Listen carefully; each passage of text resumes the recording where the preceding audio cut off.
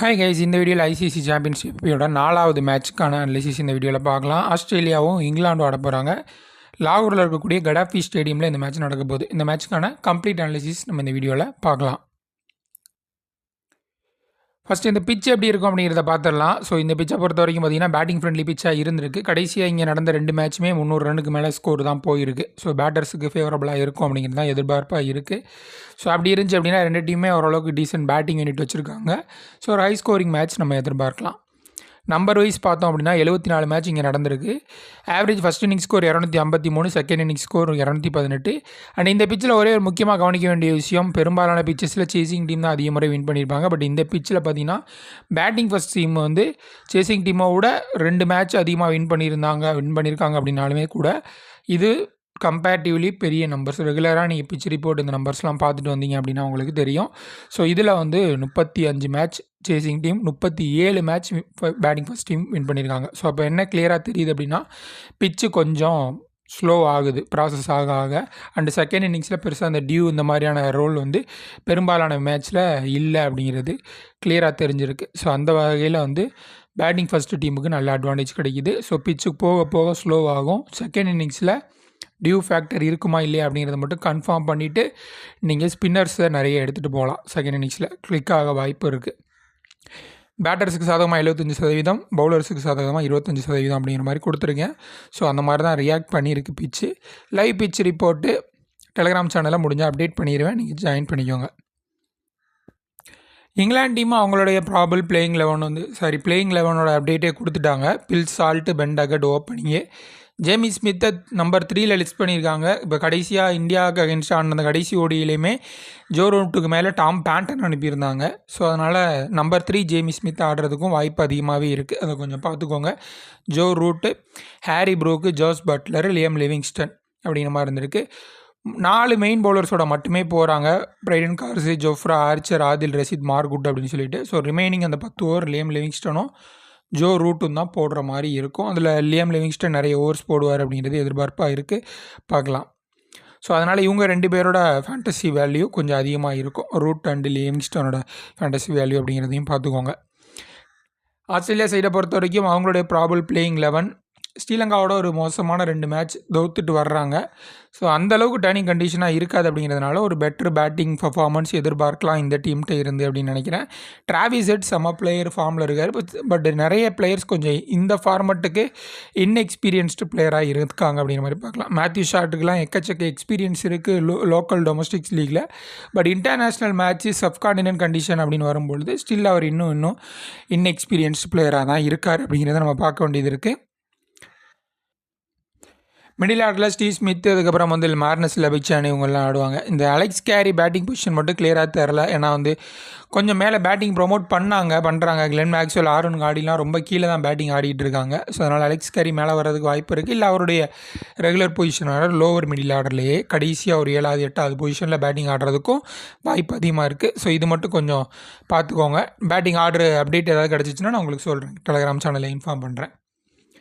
Bowling இவங்களும் பார்த்தீங்கன்னா 4 main bowlers தான் போகிறாங்க. Sean Abbott, Nathan Ellis, Adam Zampa, Spencer Johnson அப்படின்னு சொல்லிட்டு. ஸோ அதனால் ரிமைனிங் அந்த 10 over Aaron Hardie, Glenn Maxwell, அதுக்கப்புறம் மேத்யூ ஷாட் இவங்க வந்து ஸ்ப்ளிட் பண்ணி போடுற மாதிரி இருக்கும். 2 டீமே 4 மெயின் பவுலர்ஸோட போகிறதுனால பெரும்பாலான மெயின் பவுலர்ஸ் எல்லாருமே வந்து அவங்களுடைய ஃபுல் ஓவர் கோட்டாக கம்ப்ளீட் பண்ணிடுவாங்க. பார்ட் டைமர்ஸ் அந்த 4 ஓவர் 5 ஓவர் அப்படிங்கிறது பிரிச்சுக்குவாங்க. ஸோ இதனால் 10 ஓவர் பவுலர் அப்படிங்கிறது பெருசாக நம்ம அந்த ஒரு காம்பினேஷனில் யோசிக்க வேண்டிய அவசியம் இல்லை. இந்த மேட்சை பொறுத்த வரைக்கும் சேஃபான captain vice captain choice Travis டாபிஸா செம்ம ஃபார்மில் இருக்கார். அண்ட் நின்றார் அப்படின்னா 10 ஓவர் நின்றாருனால அப்படின்னாலே பெரிய ரன்ஸ் அடித்து கொடுத்துட்டு போயிடுவார். ஜோ ரூட்டு பவுலிங் ஆப்ஷனும் இருக்குது. இந்த இங்கிலாந்து பேட்டிங் யூனிட்லேயே கொஞ்சம் டிஃப்ரெண்ட்டாக ஆடக்கூடிய ஒரு பேட்டர் ஜோ ரூட்டு தான். அவரை மட்டும்தான் நம்பி எடுக்கலாம். ரிமைனிங் எல்லாருமே எப்போ அவுட் ஆகுவாங்கன்னு தெரியாது, அந்த மாதிரி ஆடக்கூடிய பேட்டர்ஸு. ஸ்டீவ் ஸ்மித்தை பொறுத்த வரைக்கும் நல்ல ஃபார்மில் இருந்தார் டெஸ்ட் இதில். அதுக்கப்புறம் ஓடியில் கொஞ்சம் சின்ன சர்க்கிள் இருந்தது. ஸோ கொஞ்சம் பெரிய அளவில் எக்ஸ்பீரியன்ஸ் இல்லாத ஒரு பேட்டிங் யூனிட் இருக்கிறதுனால ஸ்டீவ் ஸ்மித் மேலே நிறைய நம்பிக்கைகள் இருக்குது. ஸோ அதனால் அவர் வந்து கொஞ்சம் நிதானமாக பார்த்து ஓரளவுக்கு நல்ல ஸ்கோர் போஸ்ட் பண்ணுவார் அப்படின்னு நம்புகிறேன். அதனால் அவரை நான் வந்து சேஃபான ஆப்ஷனாக கன்சிடர் பண்ணுறேன். கிராண்ட் லீக் அப்படின்னு பார்க்கும்பொழுது கேப்டன் வைஸ் கேப்டன் சாய்ஸுக்கு நீங்கள் பென் டகட்டை தாராளமாக ட்ரை பண்ணலாம். பென் டகட்டு, இந்த ஹாரி ப்ரூக் இவங்கெல்லாம் பார்த்தீங்கன்னா செம்மையான பர்ஃபார்மன்ஸ் கொடுத்துருந்தாங்க. இந்த பாகிஸ்தான் கண்டிஷனில் தான் பயங்கரமாக ஆடிருந்தாங்க. ஸோ அந்த வகையில் வந்து பென் டக்கெட்லாம் சூப்பரான ஆப்ஷன். இந்த ரீசெண்டாக நடந்த இந்த இந்தியா இங்கிலாந்து ஓடி சீரிஸ் T20 சீரிஸை கொஞ்சம் தள்ளி ஓரம் வச்சுட்டு நீங்கள் பார்த்தீங்க அப்படின்னா அந்த சீரீஸுக்கு வர்றதுக்கு முன்னாடி டக்கெட், ஹாரி ப்ரூக் மாதிரியான பிளேயர்ஸ்லாம் செம்மையான ஒரு ஃபார்மில் இருந்தாங்க. ஸோ அந்த ஃபார்ம் ஹோப்ஃபுல்லி இந்த சாம்பியன்ஸ் டிராஃபியில் கண்டினியூ ஆனிச்சு அப்படின்னா பெரிய ஸ்கோர் அடிக்கிறதுக்கு நிறைய சான்சஸ் இருக்குது. மேத்யூ ஷாட்டும் பார்த்தீங்கன்னா இன்டர்நேஷ்னல் மேட்சஸில் எக்ஸ்பீரியன்ஸ் இல்லை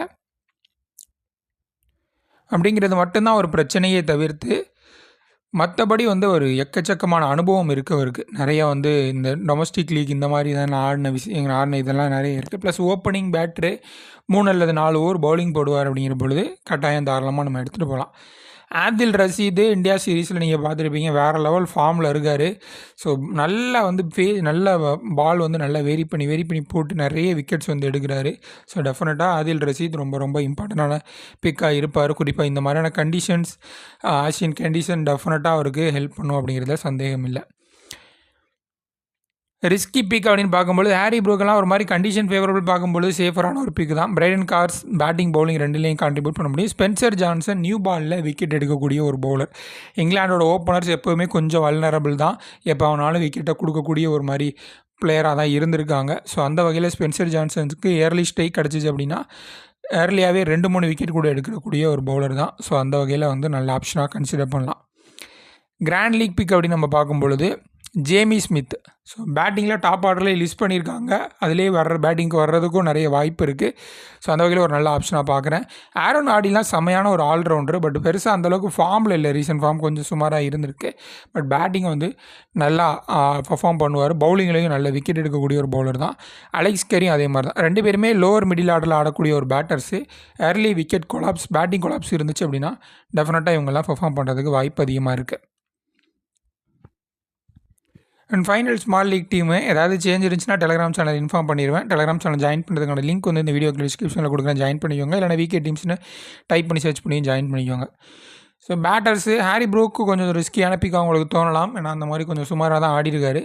ஷான் அபோட் வந்து wicket taking bowler, genuine wicket taking bowler. ஒருவேளை ஆஸ்திரேலியா செகண்ட் பவுலிங் பண்ணுற மாதிரி இருந்துச்சு அப்படின்னா நீங்கள் அவரை ட்ராப் பண்ணிக்கலாம். டெத் ஓவர்ஸில் நிறைய விக்கெட் எடுப்பார். ஸோ அந்த பேசிஸில் நான் அவரை எடுத்திருக்கேன். லியம் லிவிங்ஸ்டன் நிறைய ஓவர் போடுறதுக்கு வாய்ப்பு இருக்குது. கிளென் மேக்ஸ்வெல்லை கம்பேர் பண்ணும்பொழுது இவர் கொஞ்சம் அதிகப்படியான ஓவர் போடுவார். Plus Glenn Maxwell, Alex Carey முன்னாடி பேட்டிங் வந்தார் அப்படின்னா மேக்ஸ்வெல் ரொம்ப கீழே பேட்டிங் வர்ற மாதிரியும் இருக்குது. ஸோ அதனால் வந்து அந்த ஒரு காரணத்துக்காக நான் அவரை ட்ராப் பண்ணியிருக்கேன். ஸோ இதான டீமு.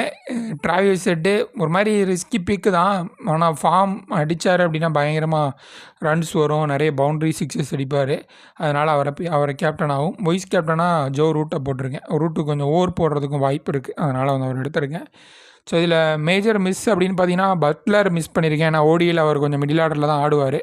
அண்ட் பெருசாக அந்தளவுக்கு நல்லாவும் பெர்ஃபார்ம் பண்ணலை. இந்தியாவுக்கு அகெயின்ஸ்டான சீரீஸ்லேயும் பார்த்தீங்கன்னா கொஞ்சம் சுமாராக தான் ஆடியிருந்தார். அண்ட் ஏர்லியாக விக்கெட்டும் போகணும். எல்லாம் பாகிஸ்தான் நல்ல ரோடு மாதிரி பிச்சாக இருந்துச்சு அப்படின்னா Ben Duckett, Phil Salt, Harry Brook, Root இவங்கெல்லாம் ஆடிட்டு பட்லர் உள்ளே வர்றதுக்கே டயம் ஆயிரும், ஓவர்ஸ் நிறைய முடிஞ்சு போயிடும். ஸோ அதனால் வந்து நான் அவரை எடுக்காமல் இவங்கள மட்டும் எடுத்துருக்கேன். ஆதில் ரஷீத் ரொம்ப இம்பார்ட்டண்டான ஆப்ஷனாக இருப்பார். ஆடம் ஜாம்பாவும் டெத் ஓவர்ஸில் கூட ஓவர் போடுவார். ஸோ அதனால் வந்து அவரையும் கன்சிடர் பண்ணியிருக்கேன். இதான் ஒரு டீமு. இந்த வீடியோ உங்களுக்கு பிடிச்சிருந்துச்சு அப்படின்னா லைக் பண்ணுங்கள், சப்ஸ்கிரைப் பண்ணிக்கோங்க. இந்த நோட்டிஃபிகேஷன் பெல் ஒன்று இருக்கும், அதையும் கிளிக் பண்ணிக்கோங்க. அப்போ தான் வீடியோஸ் போட்டோம் அப்படின்னா உங்களுக்கு நோட்டிஃபிகேஷனில் வரும். நன்றி.